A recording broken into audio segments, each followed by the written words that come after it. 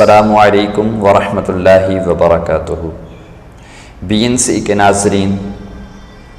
آپ دیکھ رہے ہیں BNC کا پروگرام آئیے اسلام سیکھیں۔ اس میں آپ کا میزبان قاری قمر اقبال آپ کی خدمت میں حاضر ہے۔ تو ہم اس پروگرام آئیے اسلام سیکھیں میں سفر کربلا کے ٹاپک پہ بات کر رہے ہیں۔ تو کل جو ہم نے پروگرام میں جو ٹاپک جہاں تک بیان کیا تھا سفر کربلا کا، اس سے آگے ہم آج بیان کریں گے۔ تو اس سے پہلے پیارے آقا علیہ السلام پر درود پاک پڑھنے کی فضیلت سنتے ہیں کہ پیارے پیارے آقا، میٹھے میٹھے آقا مکی مدنی مصطفیٰ صلی اللہ تعالی علیہ وآلہ وسلم نے ارشاد فرمایا کہ جو کوئی شخص جمعہ کے روز مجھ پر 80 مرتبہ درود پاک پڑھے گا، اللہ تبارک و تعالی اس شخص کے 80 سال کے گناہ معاف فرما دے گا۔ تو ہمیں چاہیے کہ جمعہ کے دن زیادہ سے زیادہ درود پاک پڑھیں، بڑی فضیلت ہے جمعہ کے دن درود پاک پڑھنے کی۔ تو اب ہم اپنے ٹاپک کی طرف آتے ہیں کہ سفر کربلا کا جو ہے ہمارا ٹاپک وہ جاری ہے۔ تو وہاں تک ہم نے یہ اس کا ڈسکس کر لی تھی کہ حضرت مسلم بن عقیل رضی اللہ تعالی عنہ نے حضرت امام حسین رضی اللہ تعالی عنہ کو یہ پیغام پہنچایا جب حضرت امام حسین رضی اللہ تعالی عنہ مکے میں موجود تھے۔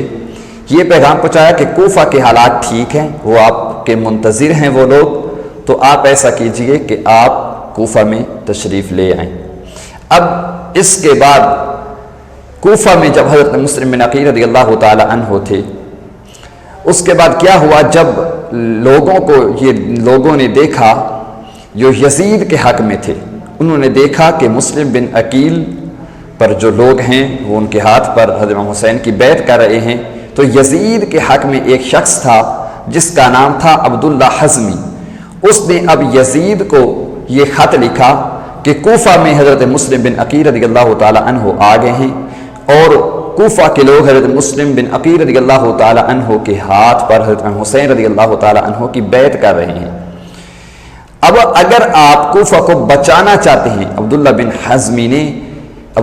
نے یزید کو لکھا کہ اگر آپ کوفہ کو بچانا چاہتے ہیں تو آپ ایسا کریں کہ کوفہ میں ایک سخت آدمی بھیجیں، زبردست آدمی بھیجیں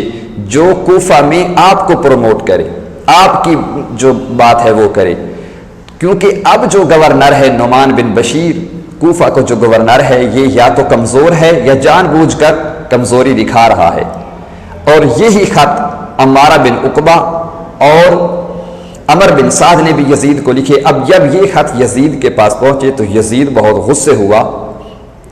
اور پھر اس نے کچھ اپنے ساتھیوں کو بلایا اور ان کے ساتھ مشورہ کیا کہ اب کیا کیا جائے۔ تو یزید کو ان کے ساتھیوں نے مشورہ دیا کہ آپ یوں کریں کہ آپ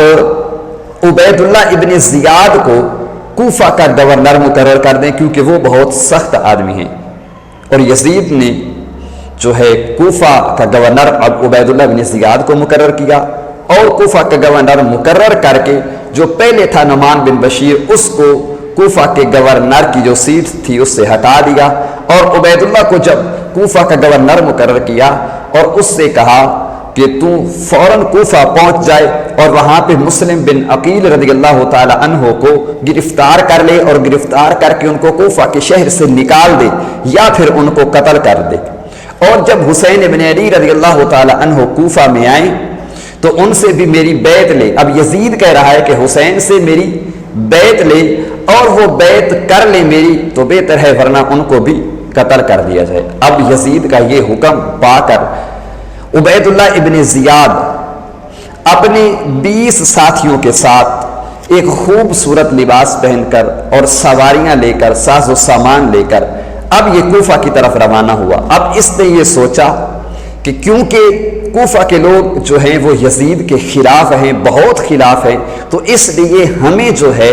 وہ مغرب اور عشاء کے درمیان جب اندھیرا چھا جائے تب ہمیں کوفہ میں داخل ہونا چاہیے، تاکہ لوگ ہمیں پہچان نہ سکے کہ یہ یزید کا بندہ ہے تو وہ ہمارے بھی خلاف ہو جائیں گے۔ اب ہوا یوں کہ رات کے اندھیرے میں عبید اللہ ابن زیاد کے ساتھ 20 آدمی جو تھے وہ کوفہ میں داخل ہوئے اب اس کا مکر و فریب یہ تھا کہ لوگ ہمیں پہچان نہ سکیں، اس لیے رات میں یہ داخل ہونا چاہتا تھا۔ اب ایسا ہی ہوا کہ جب وہ اپنے قافلے کے ساتھ کوفہ میں داخل ہوا تو کوفہ والوں کے کچھ لوگوں نے سمجھا کہ حضرت حسین ابن علی رضی اللہ تعالی عنہ آ رہے ہیں۔ اب انہوں نے کیا کیا؟ انہوں نے جب دیکھا تو انہوں نے حضرت حسین سمجھ کر اس کا استقبال کیا، اور استقبال میں کیا کہنے لگے؟ مرحبا بکا یا ابن رسول اللہ، یعنی اے اللہ عز و جل کے رسول کے بیٹے حسین ابن علی،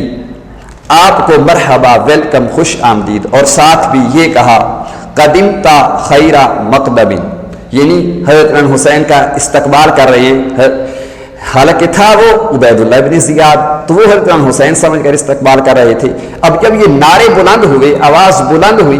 تو کوفہ کے اور جو لوگ ہیں انہوں نے یہ سنا تو وہ بھی آ گئے، اور جب رش بڑھ گیا، اب اتنا رش بڑھ گیا کہ اب چلنا مشکل ہو گیا تھا۔ اس وقت عبداللہ عبید اللہ ابن زیاد جو ہے، اس کے قافلے سے ایک شخص بولا کہ راستہ چھوڑ دو، یہ حسین ابن علی نہیں ہے، یہ امیر عبید اللہ ابن زیاد ہیں۔ جب لوگوں نے یہ سنا تو ان کو بڑا دکھ ہوا، بڑا رنج ہوا کہ ہم تو دھوکے میں تھے، ہم تو ان کو حسین ابن علی رضی اللہ تعالیٰ عنہ سمجھ رہے تھے، لیکن یہ تو عبید اللہ ابن زیاد ہیں۔ ان کو یہ بڑا دکھ ہوا، اور لوگ جو ہیں پھر وہ گھروں کو واپس چلے گئے، اور پھر یہ عبید اللہ ابن زیاد اپنے 20 ساتھیوں کے ساتھ جو ہے کوفہ میں داخل ہو گیا۔ اب کیا ہوا کہ صبح، اب جو ابن زیاد ہے یہ عبید اللہ ابن زیاد، صبح اس نے لوگوں کو جمع کیا اور لوگوں کو کہا کہ اے لوگوں، یزید نے مجھے کوفہ کا گورنر بنا کر بھیجا ہے، اور اس نے مجھے یہ کہا ہے کہ جو لوگ فرما بردار ہوں گے، تیری فرما برداری کریں گے، میرے حق میں آ جائیں گے، ان کے ساتھ بھلائی کرو، اور جو لوگ فرما برداری نہ کریں ان کے ساتھ سختی کرو۔ اور کان کھول کر سن لو، عبید اللہ بن زیاد کوفہ کے لوگ کہتے ہیں کان کھول کر سن لو کہ میں یزید کے حکم پر سختی سے عمل کروں گا، فرما بردار لوگوں کے ساتھ بھلائی کروں گا، اور نافرمان لوگ جو ہیں ان کے لیے میری تلوار کھڑی ہے، ان کو میں قتل کر دوں گا، اور صرف ان لوگوں کو قتل نہیں کروں گا بلکہ ان کے اہل و عیال جو ہیں، جو آپ کی آل اولاد ہے، ان کو بھی میں قتل کر دوں گا۔ اور اس کے بعد کیا ہوا کہ اس تقریر کے بعد عبید اللہ بن زیاد نے کوفہ کے جو بڑے بڑے قبیلے تھے ان کے بڑے بڑے لوگوں کو گرفتار کر لیا، اور ان سے تحریری طور پر ایک ضمانت لی، اور کہا کہ تم جو ہے اگر مسلم بن عقیل رضی اللہ تعالی عنہ کو پناہ دو گے تو پھر کیا ہوگا، میں آپ کو قتل کر دوں گا، آپ کی اہل عیال کو قتل کر دوں گا، اور صرف اہل عیال کو قتل نہیں کروں گا، آپ کو قتل نہیں کروں گا بلکہ قتل کر کے آپ کے ہی دروازے پر آپ کی لاش کو لٹکا دوں گا۔ اب اہل و عیال جو ہیں وہ کوفہ کے جو لوگ ہیں، اور وہ بہت زیادہ پریشان ہو گئے، ان میں ایک خوف و ہراس چھا گیا۔ اب کوفہ کے شہر میں چونکہ یہ مشہور تھا کہ حضرت مسلم بن عقیل رضی اللہ تعالی عنہ مختار بن ابو عبیدہ رضی اللہ تعالی عنہ کے گھر میں آپ ہیں، تو جب یہ سب کو پتا تھا کہ آپ مختار بن ابو عبیدہ کے گھر میں ہیں، تو پھر جو ہے عبید اللہ بن زیاد اس کو بھی پتہ چل جائے گا، اور وہ مجھ تک پہنچ جائے گا اور مجھے گرفتار کر لے گا۔ اس لیے حضرت مسلم بن عقیل رضی اللہ تعالی عنہ مختار بن ابو عبیدہ کے گھر سے نکلے، اور ایک وہ شخص جو حضرت حسین رضی اللہ تعالی عنہ سے اور آپ کی آل سے محبت کرتا تھا، جس کا نام حانی بن عروہ تھا، حضرت مسلم بن عقیل رضی اللہ تعالی عنہ اب اس کے گھر میں چلے گئے، اس کے گھر میں منتقل ہو گئے۔ اب جو ہے وہ حانی بن عروہ، اس نے حضرت مسلم بن عقیل رضی اللہ تعالی عنہ کو اپنے ایک مخصوص کمرے میں چھپا کر رکھا، اور کسی کو اس کا راز نہ بتایا۔ اب آج کا جو ہمارا ٹاپک تھا یہ یہاں تک تھا، سفر کربلا کا۔ اس کے بعد ہم یہ سنیں گے کہ اب جب یہ چھپے ہوئے ہیں حضرت مسلم بن عقیل رضی اللہ تعالی عنہ حانی بن عروہ کے گھر میں ہیں، اب اس کے بعد جو ہے عبید اللہ ابن زیاد جو کوفہ کا گور بن کر آیا ہے یزید کی طرف سے، اب وہ مسلم بن عقیل رضی اللہ تعالی عنہ کی تلاشی شروع کرے گا کہ وہ کہاں پہ ہیں، ان کو تلاش کروں، جب مل جائے تو ان کو قتل کر ڈالو، یا ان کو گرفتار کر لوں، ان کو شہر سے باہر نکال دوں۔ تو اب یہ وہ تلاش شروع کرے گا، تو یہ ہم انشاءاللہ اپنے نیکسٹ پروگرام میں کریں گے۔